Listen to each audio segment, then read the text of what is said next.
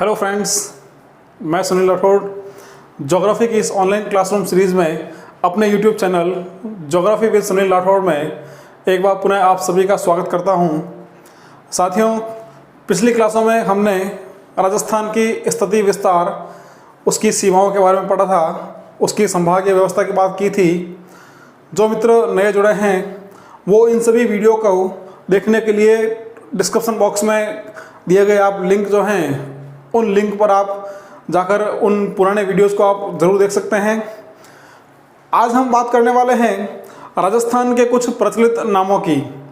हम राजस्थान के प्रत्येक क्षेत्र को कुछ विशेष नाम से जानते हैं, तो बात करेंगे कि राजस्थान के उन क्षेत्रों को किस प्रचलित नाम से या उपनामों से जाना जाता है।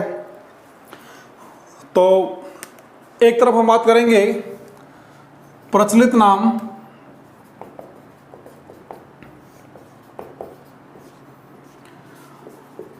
फिर बात करेंगे संबंधित क्षेत्र, यानी उस प्रचलित जो नाम है उससे संबंधित क्षेत्र कौन सा है।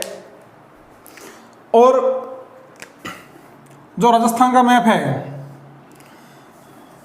इस मैप के अंतर्गत हम बात करेंगे कि वह क्षेत्र कहाँ स्थित है।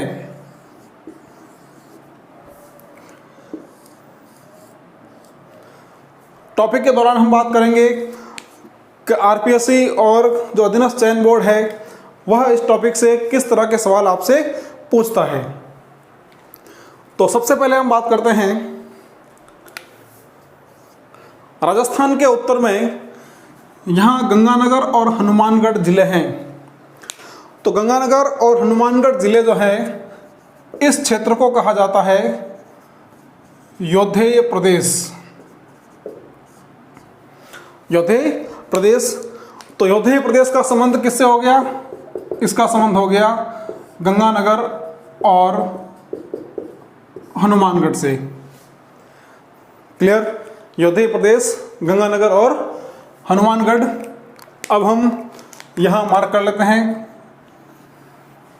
यदि मैप आधारित क्वेश्चन आएगा तो उसमें आपको 4 संख्याएं या 4 स्थान दे देगा और आपसे पूछा जाएगा कि निम्न स्थानों को पहचानिए। तो आप जैसे यहाँ आपको 4 स्थान दे दिए और 4 ऑप्शन देगा, तो आपको इन चारों स्थानों को अच्छे से पहचानना है। तो हम इस पूरे मैप में जो हम लिखित कार्य करेंगे, साथ साथ हम देखेंगे कि वह क्षेत्र इस मैप में कहाँ स्थित है। तो योद्धेय प्रदेश, जिसका संबंध है गंगानगर और हनुमानगढ़ से।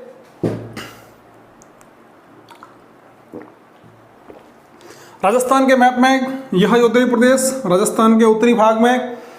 अब गंगानगर हनुमानगढ़ से एक प्रमुख नदी बहती है, गग्गर नदी, जो आंतरिक अपवा तंत्र की प्रमुख नदी है। तो गंगानगर हनुमानगढ़ में गग्गर नदी के आसपास का जो प्रवाह क्षेत्र है, इस प्रवाह क्षेत्र को कहते हैं नाली या पाट क्षेत्र। इसका नाम हो जाएगा नाली या पाट। तो नाली या पाट, इसका संबंध किससे हो गया? इसका संबंध हो गया गग्गर नदी के अपवाह क्षेत्र से। और राजस्थान में गग्गर नदी केवल 2 ही जिलों में है। हम आने वाले दिनों में राजस्थान का अपवा तंत्र पढ़ने वाले हैं और अपवा तंत्र में हम गग्गर नदी की बात करेंगे, तो वहाँ इसके बारे में विस्तार से चर्चा करेंगे। यहाँ आप केवल इतना ध्यान रखें कि गग्गर नदी के अपवाह क्षेत्र को नाली या पाट कहा जाता है और यह गग्गर नदी का अपवाह गंगानगर और हनुमानगढ़ जिलों में है। अब हम बात करते हैं, आगे बढ़ते हैं। तो राजस्थान के इस क्षेत्र में 3 जिलों का एक समूह है, जो चूरू, झुंझुनू और सीकर।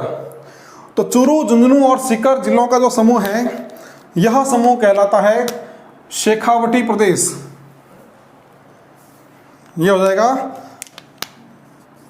शेखावटी प्रदेश। तो शेखावटी प्रदेश का संबंध सीधे सीधे हो जाएगा किससे? चूरू, झुंझुनू और सीकर। चूरू, सीकर और झुंझुनू, 3 जिलों का समूह शेखावटी प्रदेश। शेखावटी प्रदेश की हम बात अच्छा, शेखावटी जो प्रदेश है, इस शेखावटी प्रदेश को बांगर प्रदेश भी कहा जाता है, इसे बांगर प्रदेश भी कहा जाता है। ध्यान रखना, बांगर प्रदेश वह राजस्थान के उत्तरी भाग में है। यदि केवल वागड़ की बात करेगा तो वागड़ क्षेत्र वो रह जाएगा राजस्थान के दक्षिणी भाग में, जो हम आगे पढ़ने वाले हैं। तो शेखावटी प्रदेश, जिसे बांगर प्रदेश के नाम से भी जाना जाता है। अब सीकर जिले में आंतरिक प्रवाह की एक और प्रमुख नदी है जिसका नाम है कांतली। तो सीकर से शुरू होती है और झुंझुनू जिले में जाकर यह खत्म हो जाती है। तो कांतली नदी का जो प्रवाह क्षेत्र है, कांतली के प्रवाह क्षेत्र को कहा जाता है तोरावटी बेसिन या तोरावटी प्रदेश। तो यदि आपसे पूछा जाएगा कि तोरावटी प्रदेश का संबंध किससे है, तो तोरावटी प्रदेश का संबंध हो जाएगा कांतली नदी से। और कांतली नदी जो है वह नदी राजस्थान के केवल 2 जिलों में ही प्रवाहित होती है। तो यहाँ हम लिख सकते हैं कांतली नदी का प्रवाह क्षेत्र, यह हो गया तोरावटी प्रदेश। आगे बढ़ते हैं। अब यहाँ पर बीकानेर जिला, चूरू और गंगानगर। तो बीकानेर, चूरू और गंगानगर जिलों का जो मरुस्थलीय भाग है, इस मरुस्थलीय भाग को कहा जाता है थली। तो यहाँ जो अगला उपनाम आ गया, यह आ गया थली। तो थली से अब ध्यान रखेंगे, पहला जिला बीकानेर, चूरू और श्री गंगानगर का मरुस्थलीय भाग, मरुस्थलीय क्षेत्र। तो बीकानेर इसमें शामिल है, चूरू शामिल है और श्री गंगानगर जिले का मरुस्थलीय क्षेत्र इसके अंतर्गत शामिल है। तो यह हो गया थली प्रदेश। अब थली प्रदेश के बाद यहाँ पर बीकानेर जिला और बीकानेर जिले के आसपास का जो क्षेत्र है, इस क्षेत्र को कहा जाता है जांगल प्रदेश। जांगल प्रदेश। तो जांगल प्रदेश का संबंध हो गया बीकानेर से। जोधपुर का कुछ भाग, उत्तरी जोधपुर का या जोधपुर का जो उत्तरी भाग है, इस क्षेत्र को भी जांगल प्रदेश में शामिल किया जाता है। तो हमारे पास आ गया जांगल प्रदेश, बीकानेर और जोधपुर का जो कुछ भाग है उससे मिलकर यह जांगल प्रदेश बना है। अब जांगल प्रदेश के बाद यहाँ पर जैसलमेर जिला, और जैसलमेर जिले का जो क्षेत्र है इसे हम कहते हैं वल्ल प्रदेश। वल्ल प्रदेश। एक विशेष गायकी जो यहाँ पर है मांड, तो इस क्षेत्र को मांड क्षेत्र के नाम से भी जाना जाता है। तो आ जाएगा मांड या वल्ल, तो इसका सीधा सीधा जो संबंध है वो हो जाएगा जैसलमेर से। वल्ल प्रदेश या मांड प्रदेश, जैसलमेर से इसका संबंध हो गया। उसके बाद अगला जो क्षेत्र हमारा है ये हो जाएगा मारवाड़ या मरुवार। तो मारवाड़ या मरुवार, इसका संबंध जोधपुर, नागौर का कुछ भाग, उसके बाद उत्तरी पाली का कुछ भाग। अब इसके अलावा इसके अंतर्गत बीकानेर का भी कुछ भाग शामिल होता है, जैसलमेर का भी कुछ भाग शामिल होता है और बाड़मेर का भी कुछ भाग यहाँ शामिल होता है। तो ध्यान दें, जोधपुर, नागौर, उत्तरी पाली मुख्य रूप से, फिर बीकानेर, जैसलमेर और बाड़मेर, तो ये सभी क्षेत्र मिलकर कहलाते हैं मारवाड़ या मरुवार। तो मारवाड़ की स्थिति कुछ यहाँ पर। तो एक बार आप यहाँ तक का स्क्रीनशॉट ले सकते हैं, उसके बाद हम आगे की चर्चा करेंगे।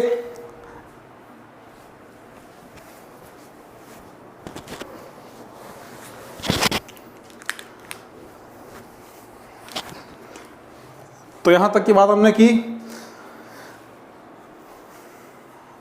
आपने इसका स्क्रीनशॉट लिया होगा। अब यहाँ तक हो गया मारवाड़ या मरुवाड़। आगे बढ़ते हैं। मारवाड़ के बाद जो अगला उपनाम है, प्रचलित नाम है, वह रहता है गुर्जरात्रा। गुर्जरात्रा। तो जोधपुर जिले का जो दक्षिणी भाग है, दक्षिणी भाग में जो मंडोर है, तो मंडोर के आसपास का जो क्षेत्र है यह कहलाता है गुर्जरात्रा। तो मंडोर या दक्षिणी जोधपुर, तो मंडोर के आसपास का क्षेत्र यह हो जाएगा गुर्जरात्रा। कोई दिक्कत नहीं। अब हम बात करते हैं इससे आगे। तो आगे हमारे पास एक और महत्वपूर्ण शब्दावली आती है, वह रहता है गोडवाड़ प्रदेश। गोडवाड़ प्रदेश। तो अब यदि एक शब्द में कहेंगे तो गोडवाड़ प्रदेश जो है यह लूणी का अपवाह क्षेत्र है। लूणी का अपवाह क्षेत्र है। अब इसके अंतर्गत एक तो दक्षिणी पाली, अब हमने कुछ देर पहले बात की थी उत्तरी पाली की, तो उत्तरी पाली मारवाड़ में, और दक्षिणी पाली का क्षेत्र है वो आ जाएगा गोडवाड़ में। उसके बाद जालोर। अब यहाँ पर सिरोही का कुछ भाग, उत्तरी सिरोही और दक्षिण पूर्वी बाड़मेर। दक्षिणी पूर्वी बाड़मेर, तो यह लूणी नदी का अपवाह क्षेत्र है। अब राजस्थान के मैप में कुछ इसकी लोकेशन यहाँ पर, तो ये गोडवाड़ प्रदेश। अब गोडवाड़ प्रदेश के बाद जो अगला सब क्षेत्र रहेगा वह रहेगा मालानी प्रदेश। मालानी प्रदेश। आपने संत मल्लीनाथ जी का नाम सुना है, मालानी नस्ल के घोड़ों का नाम सुना है आपने। तो मालानी प्रदेश जो है बाड़मेर जिले की एक तहसील है गुड़ा मालानी। गुड़ा मालानी, गुड़ा मालानी हो जाएगा बाड़मेर में।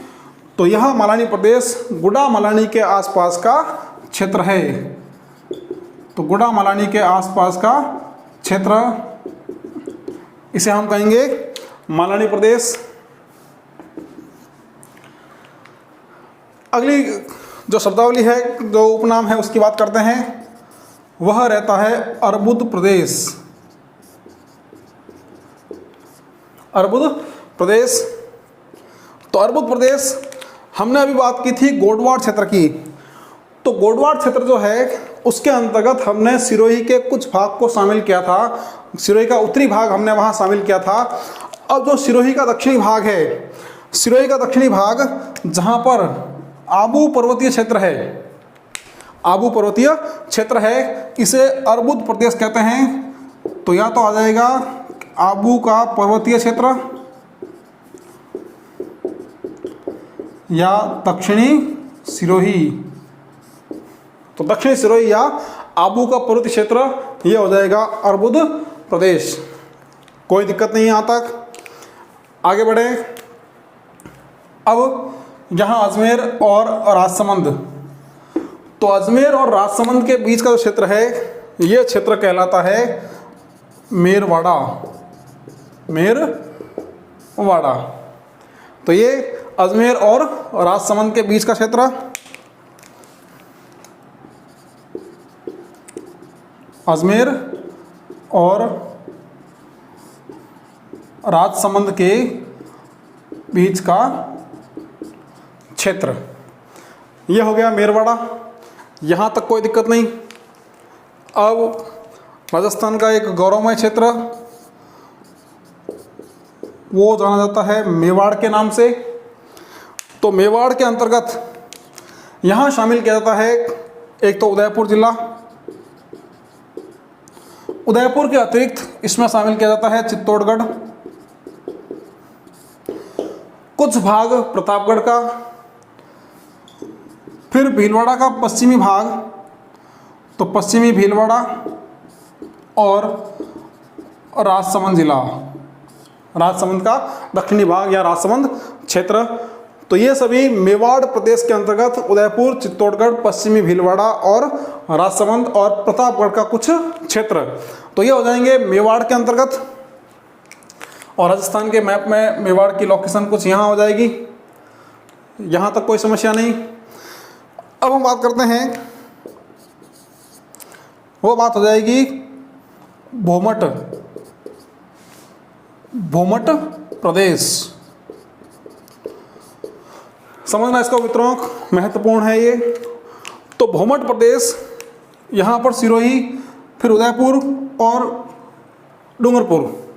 तो सिरोही, उदयपुर और डूंगरपुर का जो दुर्गम पर्वतीय क्षेत्र है, यह दुर्गम पर्वतीय क्षेत्र भोमट के नाम से जाना जाता है। तो यहाँ हम लिख सकते हैं सिरोही, उदयपुर और डूंगरपुर का पर्वतीय क्षेत्र। तो यह जो क्षेत्र है भोमट प्रदेश, यह राजस्थान का सबसे दुर्गम पर्वतीय क्षेत्र है। अब आपसे यदि सवाल यह आता है राजस्थान का सबसे दुर्गम पर्वतीय क्षेत्र कौन सा है, तब भी हम भोमट की बात करेंगे।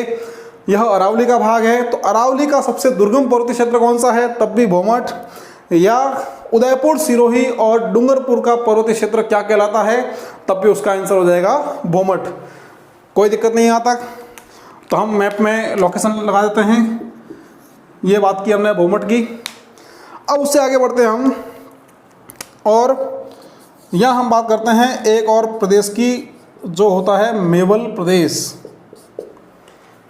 मेवल प्रदेश, तो मेवल के अंतर्गत जो बांसवाड़ा और डूंगरपुर जिले का जो क्षेत्र है, और बांसवाड़ा डूंगरपुर जिले के अंतर्गत जो इसका पर्वतीय भाग है, हम बात कर रहे हैं बांसवाड़ा डूंगरपुर के पर्वतीय क्षेत्र की।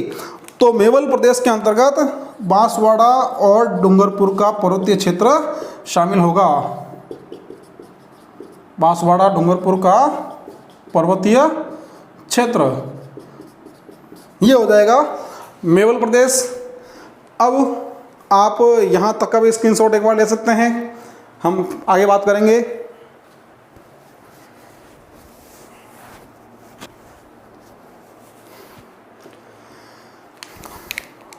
हो गया होगा मित्रों, आगे चलें। इस बात का ध्यान देना कि बांसवाड़ा डूंगरपुर का जो पर्वतीय क्षेत्र है, यह पर्वतीय क्षेत्र कहलाता है मेवल।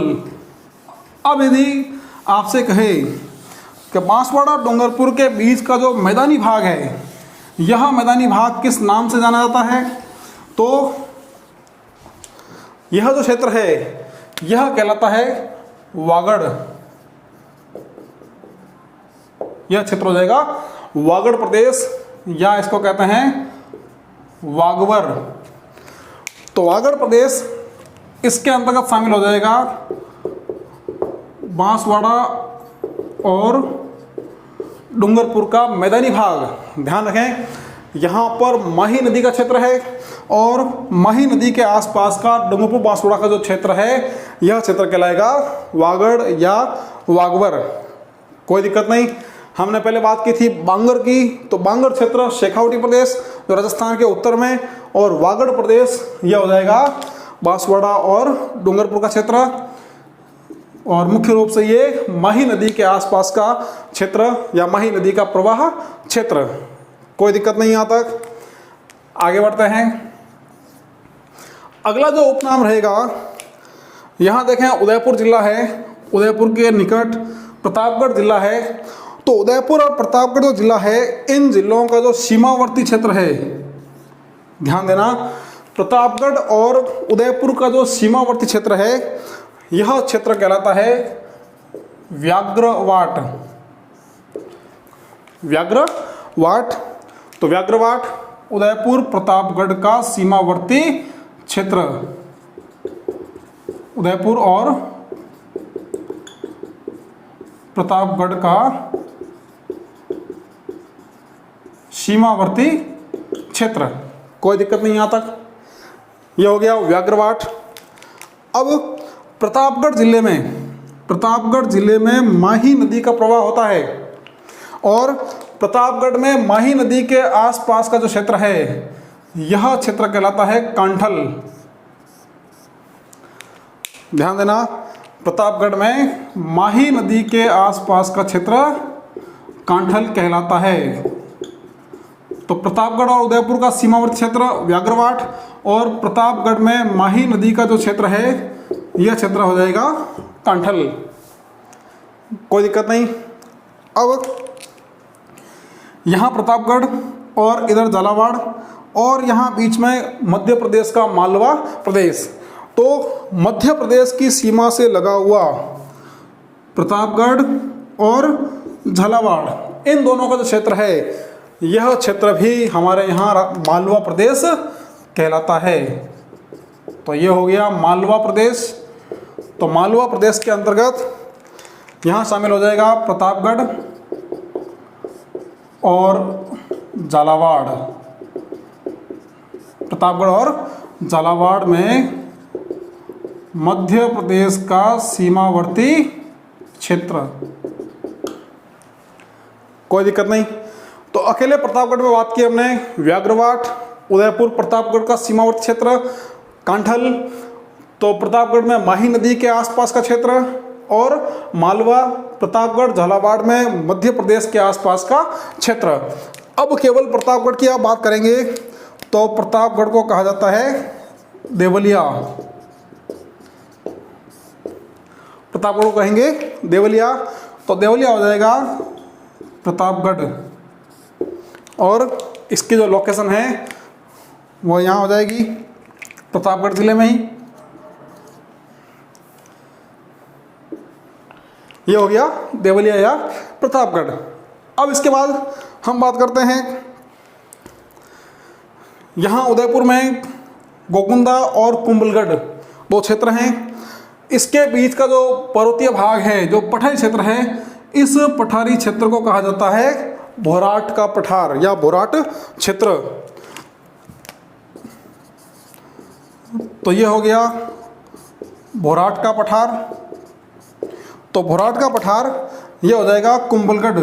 तो कुंभलगढ़ जो है यह राजसमंद में, कुंभलगढ़ राजसमंद में कुंभलगढ़ और गोकुंदा के बीच का क्षेत्र। तो कुंभलगढ़ राजसमंद में और गोकुंदा उदयपुर में, तो इसके बीच का जो क्षेत्र है यह भोराट का पठार हो जाएगा। कोई दिक्कत नहीं यहाँ तक।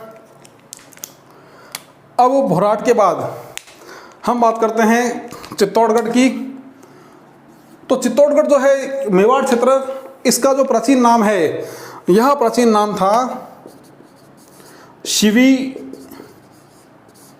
या मेदपाट। शिवी या मेदपाट। तो शिवी या मेदपाट के अंतर्गत चित्तौड़गढ़ या हम कहें कि मेवाड़। तो चित्तौड़गढ़ का जो क्षेत्र है या मेवाड़ का जो क्षेत्र है यह प्राचीन काल में शिवी या मेदपाट के नाम से जाना जाता है। आप अगला हम देखें तो इस क्षेत्र में यहाँ बिजोलिया है भीलवाड़ा का, और चित्तौड़गढ़ का स्थान है भैंसरोडगढ़। तो बिजोलिया और भैंसरोडगढ़ के बीच का जो क्षेत्र है यह क्षेत्र कहलाता है ऊपरमाल। यह हो जाएगा ऊपरमाल का पठार या ऊपरमाल क्षेत्र। तो ऊपरमाल क्षेत्र के अंतर्गत पहला जो भाग हो जाएगा, स्थान हो जाएगा बिजोलिया भीलवाड़ा में और भैंसरोडगढ़। तो भैंसरोडगढ़ जो है ये हो जाएगा चित्तौड़गढ़ के अंतर्गत। तो बिजोलिया और भैंसरोडगढ़ के बीच का क्षेत्र ये हो जाएगा ऊपरमाल। तो आप यहाँ तक का एक बार स्क्रीनशॉट ले सकते हैं।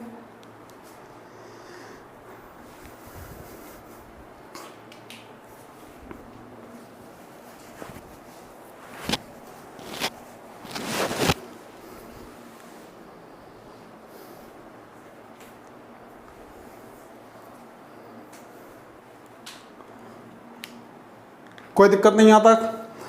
अब हम जो भी प्रधानाध्यापक एग्ज़ाम हुआ था, आरपीएससी द्वारा जो आयोजित एक एग्ज़ाम था, प्रधानाध्यापक भर्ती परीक्षा 2018 में जो आयोजित हुई थी, उसके अंतर्गत एक सवाल पूछा गया था।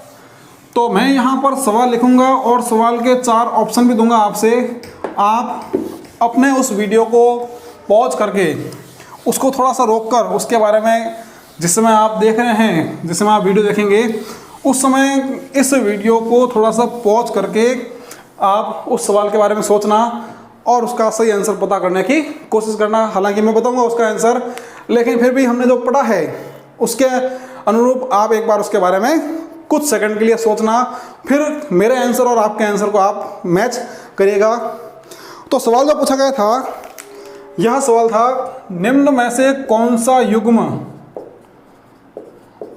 निम्न में से कौन सा युग्म सुमेलित नहीं है,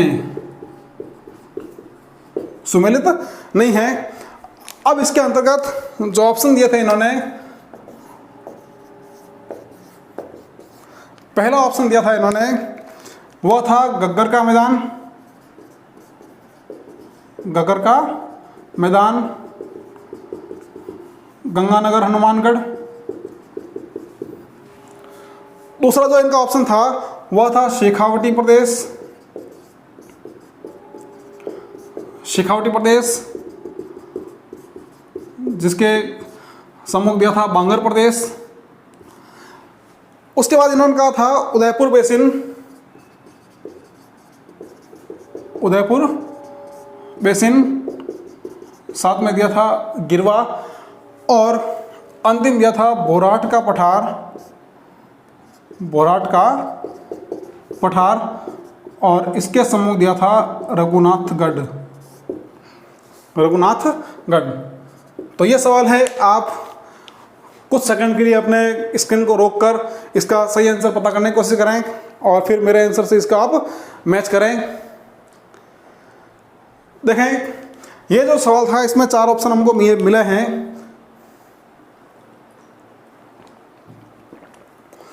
सब पहला ऑप्शन है गग्गर का मैदान।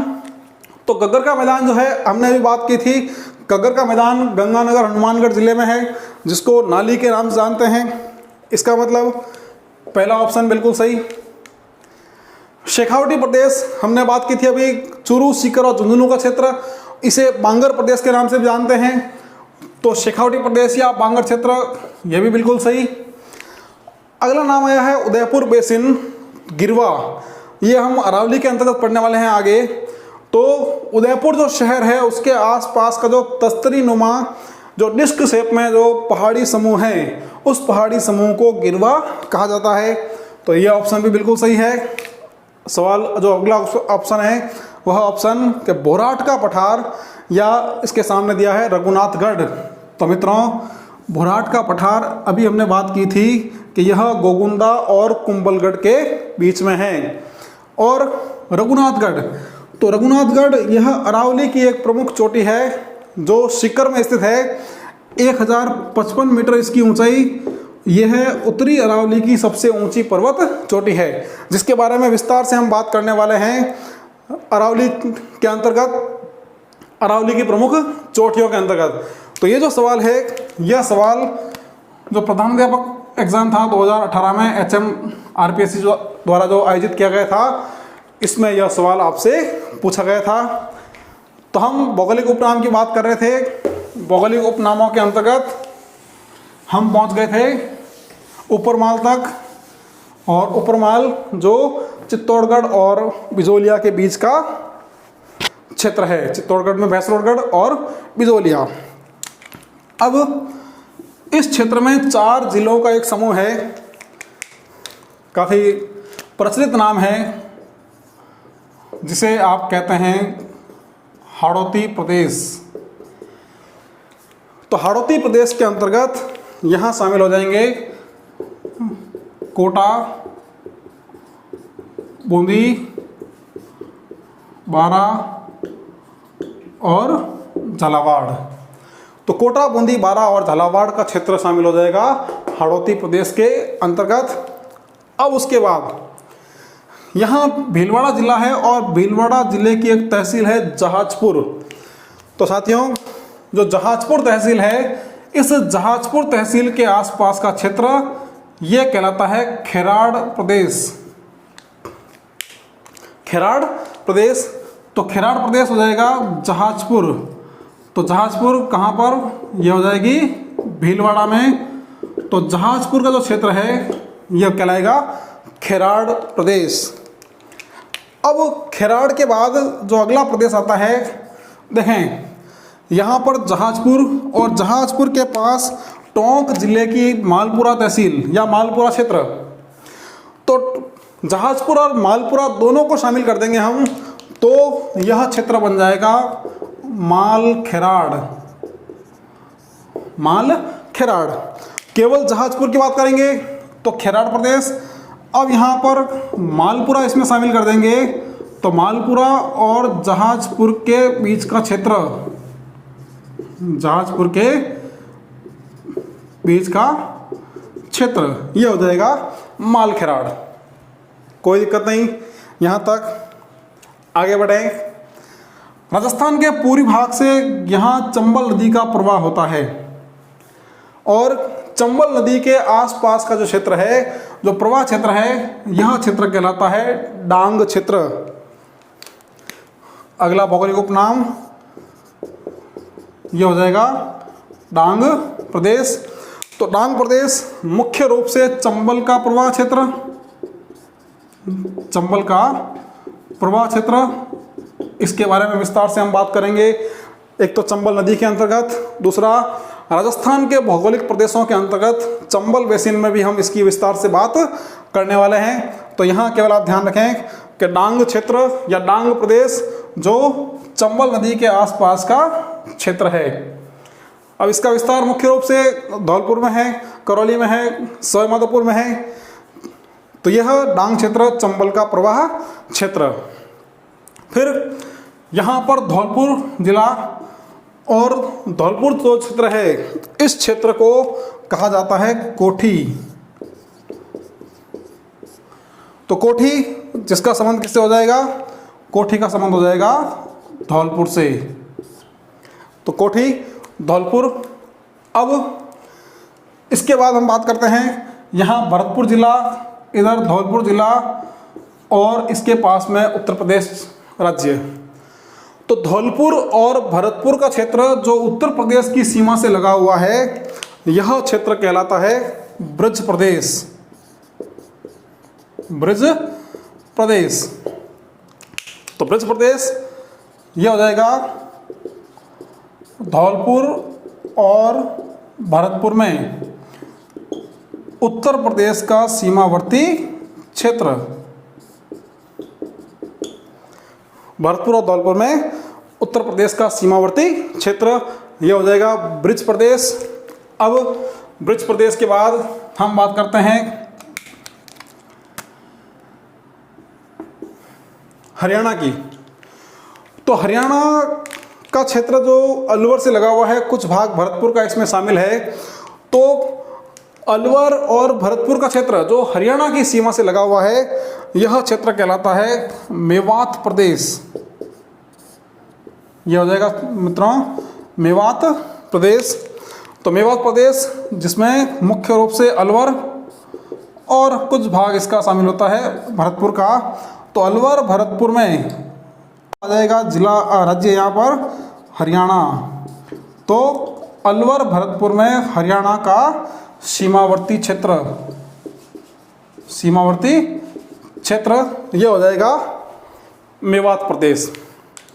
अब मेवात प्रदेश के बाद यहाँ बात करते हैं अलवर भरतपुर जिलों की। तो अलवर भरतपुर कुछ भाग उसमें करौली का शामिल हो जाएगा, धौलपुर का कुछ भाग शामिल हो जाएगा, और यह क्षेत्र मिलके बनेगा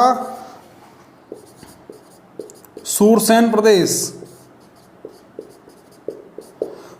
सूरसेन प्रदेश। तो सूरसेन प्रदेश अलवर का कुछ भाग, भरतपुर का कुछ भाग, करौली और धौलपुर का कुछ क्षेत्र। तो अलवर का कुछ भाग, भरतपुर, करौली, धौलपुर, ये सभी क्षेत्र मिलकर बना देंगे सूरसेन प्रदेश। अब एक बार आप इसका भी स्क्रीनशॉट ले लें यहाँ तक।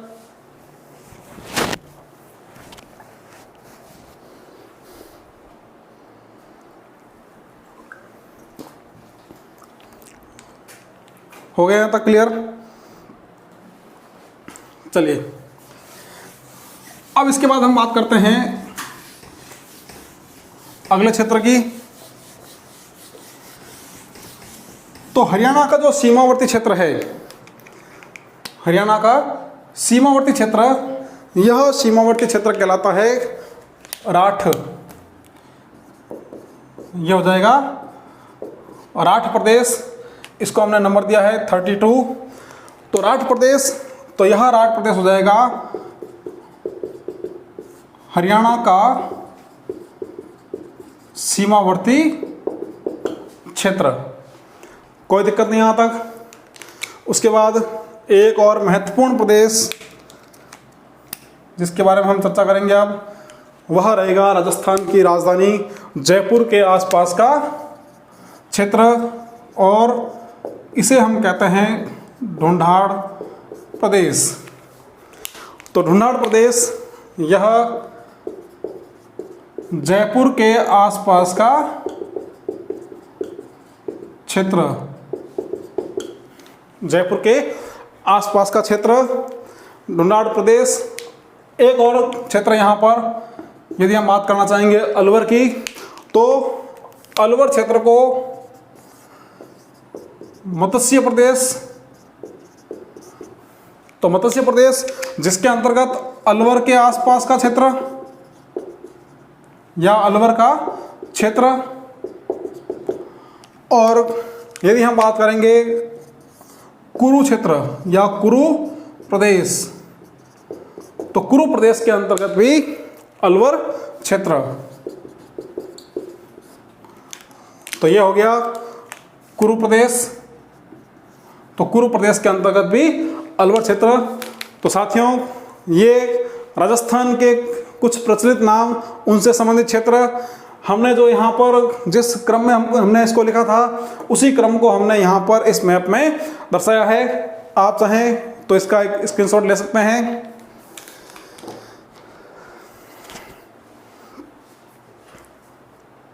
हो गया मित्रों। अब एक सवाल हम और देखते हैं। वह सवाल जूनियर अकाउंटेंट एग्जाम जो हुआ था 2016 के अंतर्गत, उस एग्जाम में एक सवाल इस टॉपिक से संबंधित पूछा गया था।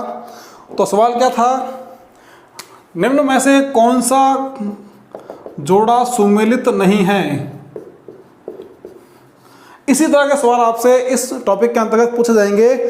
तो यहाँ पर जो पहला ऑप्शन था वह था मत्स्य प्रदेश। मत्स्य प्रदेश के साथ इन्होंने दिया था अलवर, भरतपुर। मत्स्य प्रदेश के बाद इन्होंने दिया था जांगल प्रदेश। जांगल प्रदेश के साथ बीकानेर, कोई दिक्कत नहीं। उसके बाद इन्होंने दिया था